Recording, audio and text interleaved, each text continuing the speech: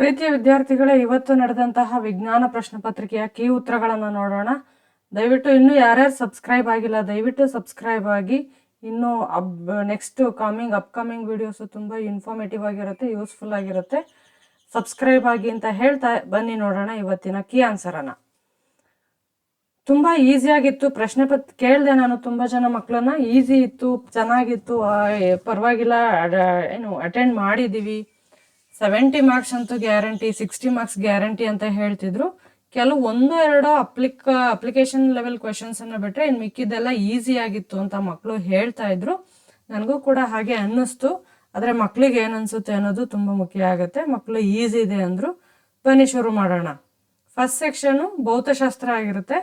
ಇದರಲ್ಲಿ ಪೀನ ದರ್ಪಣಗಳನ್ನು ಇವುಗಳಲ್ಲಿ ಉಪಯೋಗಿಸುತ್ತಾರೆ: ಟಾರ್ಚ್ಗಳು, ವಾಹನಗಳ ಹಿನ್ನೋಟ ದರ್ಪಣ, ತಪಾಸಣಾ ದೀಪಗಳು ಅಥವಾ ಕ್ಷೌರ ದರ್ಪಣಗಳು.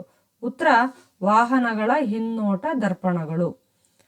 ಅದೇ ರೀತಿ ಎರಡನೇ ಪ್ರಶ್ನೆ, ಸೂರ್ಯನು ವಾಸ್ತವ ಸೂರ್ಯೋದಯಕ್ಕಿಂತ 2 ನಿಮಿಷಗಳ ಮೊದಲು ಹಾಗೂ ವಾಸ್ತವ ಸೂರ್ಯಾಸ್ತದ 2 ನಿಮಿಷಗಳ ನಂತರವೂ ನಿಮಗೆ ಗೋಚರಿಸಲು ಕಾರಣ ವಾಯುಮಂಡಲದಲ್ಲಿನ ಡ್ಯಾಶ್ ಬೆಳಕಿನ ವಕ್ರೀಭವನ. ಉತ್ತರ. ಮೂರನೇ ಪ್ರಶ್ನೆ, ಒಂದು ಕುದುರೆ ಲಾಳಾಕೃತಿಯ ಕಾಂತದ ಧ್ರುವಗಳ ನಡುವೆ ವಿದ್ಯುತ್ ಪ್ರವಾಹವಿರುವ ಒಂದು ಸಲಾಕೆಯನ್ನು ಇರಿಸಲಾಗಿದೆ. ಸಲಾಕೆಯ ಸ್ಥಾನಪಲ್ಲಟವು ಗರಿಷ್ಠವಾಗಲು ವಿದ್ಯುತ್ ಪ್ರವಾಹದ ದಿಕ್ಕು ಮತ್ತು ಕಾಂತಕ್ಷೇತ್ರದ ದಿಕ್ಕುಗಳ ನಡುವೆ ಇರಬೇಕಾದ ಕೋನ 90 ಡಿಗ್ರಿ. ಸಿ ಸರಿಯಾದ ಉತ್ತರ ಆಗಿರುತ್ತೆ. Option C 90 degree, 90 degree. ನಾಲ್ಕನೇ ಪ್ರಶ್ನೆ, ಸೆಕೆಂಡ್ ಮೇನು. ನಾಲ್ಕನೇ ಪ್ರಶ್ನೆ, ಇದು 3 ಪ್ರಶ್ನೆಗಳಿರ್ತವೆ, 1 ಅಂಕದ್ದು. ಬನ್ನಿ ಫೋರ್ತ್ ಕ್ವೆಶನ್ ಫಿಸಿಕ್ಸ್ ಅಲ್ಲಿ, ಭೌತಶಾಸ್ತ್ರದಲ್ಲಿ. ಒಂದು ವಿದ್ಯುತ್ ಮಂಡಲದಲ್ಲಿ ಉಪಯೋಗಿಸುವ ರೋಧಕದ ಚಿಹ್ನೆಯ ಚಿತ್ರ ಬರೀರಿ ಅಂತ ಕೇಳೋರೆ. ಭಾಳ ತುಂಬ ರಿವಿಷನ್ ಅಲ್ಲಿ ಎಕ್ಸ್ಪ್ಲೇನ್ ಮಾಡುವಾಗೆಲ್ಲ ಇದನ್ನ ಮಾಡಿರ್ತೀರಿ. ನೋಡಿ, ಈ ಚಿತ್ರ ಬರೀಬೇಕು. 5ನೇ ಪ್ರಶ್ನೆ, 2 ಕಾಂತೀಯ ಬಲರೇಖೆಗಳು ಒಂದನ್ನೊಂದು ಛೇದಿಸುವುದಿಲ್ಲ. ಈ ವಾಕ್ಯವನ್ನ ಸಮರ್ಥಿಸಿ. ಹೌದು, ಛೇದಿಸೋದಿಲ್ಲ, ಏಕೆಂದರೆ 2 ದಿಕ್ಕುಗಳನ್ನು ಸೂಚಿಸುವುದು ಸಾಧ್ಯವಿಲ್ಲ. ಹಾಗಾಗಿ. 6ನೇ ಪ್ರಶ್ನೆ, ಕೆಳಗೆ ಕೊಟ್ಟಿರುವ ಮಂಡಲ ಚಿತ್ರವನ್ನು ಗಮನಿಸಿ. ವಾಹಕ ತಂತಿಯ ಪಿ ಬಿಂದುವಿನ ಸುತ್ತಲೂ ಹಾಗೂ ಕ್ಯೂ ಬಿಂದುವಿನ ಸುತ್ತಲೂ ಉಂಟಾಗುವ ಕಾಂತಕ್ಷೇತ್ರದ ದಿಕ್ಕನ್ನು ತಿಳಿಸಿ. ಪಿ ಬಿಂದು ಅಪ್ರದಕ್ಷಿಣೆ, ಕ್ಯೂ ಬಿಂದು ಪ್ರದಕ್ಷಿಣಾ ದಿಕ್ಕನ್ನು ಹೊಂದಿವೆ ಅಂತ ಬರೆಯೋದು. ನೆಕ್ಸ್ಟು ರಾಸಾಯನಶಾಸ್ತ್ರಕ್ಕೆ ಬಂದರೆ, ಕೆಳಗಿನವುಗಳಲ್ಲಿ ಸಾಬೂನುಗಳಿಗೆ ಸಂಬಂಧಿಸಿದಂತೆ ಸರಿಯಾದ ಹೇಳಿಕೆ ಎಂದರೆ ಸಾಬೂನುಗಳು dash. Option A, B, C, D ಅಂತ ಇದೆ. ಆಪ್ಷನ್ ಸಿ ಸರಿಯಾದ ಉತ್ತರ. ಗಡಸು ನೀರಿನಲ್ಲಿ ಎಣ್ಣೆಯಂತಹ ಕೊಳೆಯನ್ನು ಸುಲಭವಾಗಿ ಸ್ವಚ್ಛಗೊಳಿಸುತ್ತವೆ.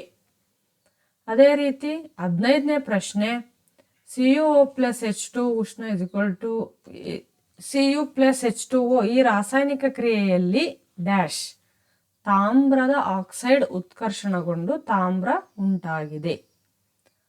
ಅದೇ ರೀತಿ ಕೆಮಿಸ್ಟ್ರಿನಲ್ಲಿ ಈ 2 ಕ್ವೆಶನ್ಸು 1 ಮಾರ್ಕ್ ಆಗಿದೆ, 16 ಮತ್ತು 17ನೇದು. 16ನೇ ಪ್ರಶ್ನೆ, ಕಬ್ಬಿಣದ ಸಂಕ್ಷಾರಣವನ್ನು ತಡೆಗಟ್ಟುವ ಯಾವುದಾದರೂ 2 ಕ್ರಮಗಳನ್ನು ತಿಳಿಸಿ. ಗ್ಯಾಲ್ವನೀಕರಣ ಮಾಡ್ಬೋದು, ಅಥವಾ ಬಣ್ಣ ಹಚ್ಚುವುದು, ಅಥವಾ ಎಣ್ಣೆ ಸವರೋದ್ರ ಮೂಲಕ ಅದರ ಸಂಕ್ಷಾರಣವನ್ನು ನಿಯಂತ್ರಿಸಬಹುದು, ತಡೆಗಟ್ಟಬಹುದು.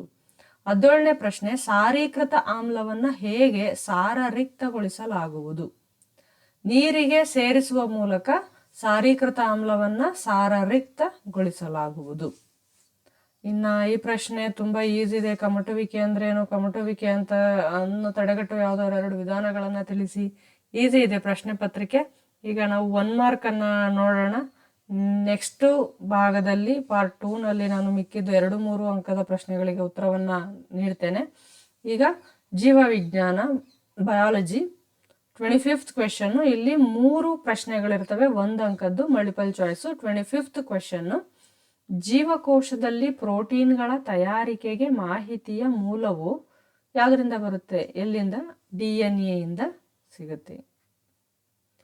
26, ರಕ್ತದಲ್ಲಿನ ಸಕ್ಕರೆ ಮಟ್ಟ ಹೆಚ್ಚಾಗುವುದು ಇನ್ಸುಲಿನ್ ಹಾರ್ಮೋನ್ನ ಕಡಿಮೆ ಸ್ರವಿಸುವಿಕೆ. ಕುತ್ತಿಗೆ ಊದಿಕೊಳ್ಳುವುದು ಯಾವುದರಿಂದ? ಥೈರಾಕ್ಸಿನ್ ಹಾರ್ಮೋನ್ನ ಕಡಿಮೆ ಸ್ರವಿಸುವಿಕೆಯಿಂದ ಕುತ್ತಿಗೆ ಊದ್ಕೊಳ್ಳುತ್ತೆ. 27ನೇ ಪ್ರಶ್ನೆ, ಸ್ಪೈರೋಗೈರಾದಲ್ಲಿ ಕಂಡುಬರುವ ಅಲೈಂಗಿಕ ಸಂತಾನೋತ್ಪತ್ತಿಯ ವಿಧ ಯಾವುದು? ಆನ್ಸರು ಆಪ್ಷನ್ ಡಿ, ತುಂಡರಿಕೆ. ಈಗ 28ನೇ ಪ್ರಶ್ನೆ, ಓಝೋನ್ ಪದರದ 1 ಮಾರ್ಕ್ ಎಂದು 28ನೇ ಪ್ರಶ್ನೆ, ಓಝೋನ್ ಪದರದ ಕಾರ್ಯವೇನು?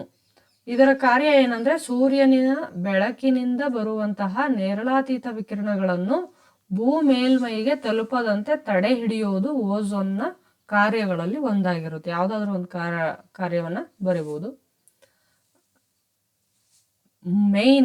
The main function of this ozone layer, ಇದು ಮುಖ್ಯ ಕಾರ್ಯ. 29ನೇದು, ನರಕೋಶ ಅಥವಾ ನ್ಯೂರಾನ್ ಎಂದರೇನು?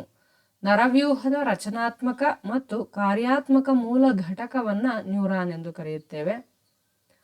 30ನೇ ಪ್ರಶ್ನೆ, ದ್ಯುತಿ ಸಂಶ್ಲೇಷಣೆಯಲ್ಲಿ ಜರುಗುವ ಘಟನೆಗಳನ್ನು ಕೆಳಗೆ ನೀಡಲಾಗಿದೆ. ಈ ಘಟನೆಗಳನ್ನು ಸರಿಯಾದ ಕ್ರಮದಲ್ಲಿ ವ್ಯವಸ್ಥಿತಗೊಳಿಸಿ ಬರೆಯಿರಿ. ಇದು ಆರ್ಡರ್ ಪ್ರಕಾರ ಬರೀಬೇಕಾಗುತ್ತೆ. ಫಸ್ಟ್ ಏನಾಗುತ್ತೆ, ಕ್ಲೋರೋಫಿಲ್ ನಿಂದ ಬೆಳಕಿನ ಶಕ್ತಿ ಹೀರುವಿಕೆ. ನೆಕ್ಸ್ಟ್, ಬೆಳಕಿನ ಶಕ್ತಿಯು ರಾಸಾಯನಿಕ ಶಕ್ತಿಯಾಗಿ ಪರಿವರ್ತನೆಯಾಗುತ್ತೆ. Option 4. Option 2, option 4, option 3, option 1. ನಂತರ 3ನೇದು, ಕಾರ್ಬನ್ ಡೈಆಕ್ಸೈಡ್ ಕಾರ್ಬೋಹೈಡ್ರೇಟ್ ಆಗಿ ಪರಿವರ್ತನೆಯಾಗುತ್ತೆ. 4ನೇದು, ನೀರಿನ ಅಣುಗಳ ಹೈಡ್ರೋಜನ್ ಮತ್ತು ಆಕ್ಸಿಜನ್ ಆಗಿ ವಿಭಜಿಸಲ್ಪಡುತ್ತವೆ. ಇಷ್ಟು ಬರೆದ್ರೆ ನಿಮಗೆ 1 ಅಂಕ ಸಿಗುತ್ತೆ. ಈ ರೀತಿ ಪ್ರಶ್ನೆ ಪತ್ರಿಕೆ ತುಂಬ ಈಸಿ ಆಗಿತ್ತು. ನಿಮಗೂ ಈಸಿ ಆಗಿದೆ, ಚೆನ್ನಾಗಿ ಬರೆದಿದ್ದೀರಾ ಅಂತ ಭಾವಿಸ್ತಾ, ಇನ್ನು ಯಾರ್ಯಾರು ನನ್ನ ಚಾನಲ್ಗೆ ಸಬ್ಸ್ಕ್ರೈಬ್ ಆಗಿಲ್ಲ, please do subscribe and keep updated for upcoming videos. Do like it, do comment, also don't forget to share. Thank you.